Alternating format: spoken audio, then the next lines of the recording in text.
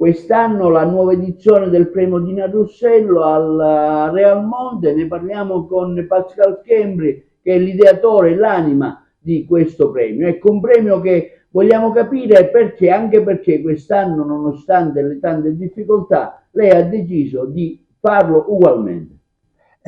Finalmente ci avviamo a realizzare la quarta edizione del premio Scala dei Turchi Dina Russello. Giorno 11 saranno in tanti ad applaudire scrittori emergenti ed affermati, poeti e artisti che riceveranno riconoscimenti letterari. Alla carriera, alla memoria e un premio d'onore che andrà a Sua Eccellenza il prefetto di Agrigento Salvatore Caccamo.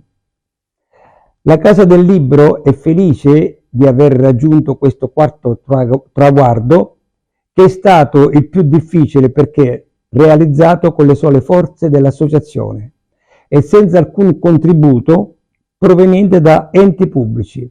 Unico supporto quello del Parco Archeologico e Paesaggistico Valle dei Templi, che ha messo a disposizione location, amplificazione e palco. Tutto il resto è un regalo che voglio fare alla mia amata Scala dei Turchi, fonte di ispirazione per artisti e scrittori. Mi dispiace che nell'anno della capitale della cultura e con le grandi quantità di fonti che si stanno spendendo, né il comune né enti abbiano ritenuto di dare un minimo aiuto a questa iniziativa. Direi quasi che ci fosse una cultura di serie A e una di serie B.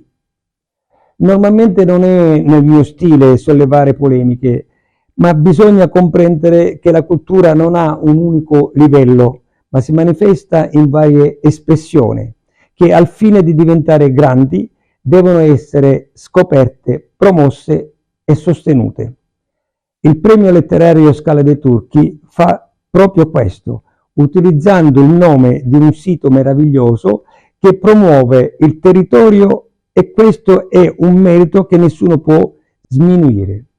Quindi appuntamento venerdì 11 luglio alle ore 19 alla Villa Romana del Real Monte. Arrivederci e vi aspetto venerdì alle ore 19. Grazie.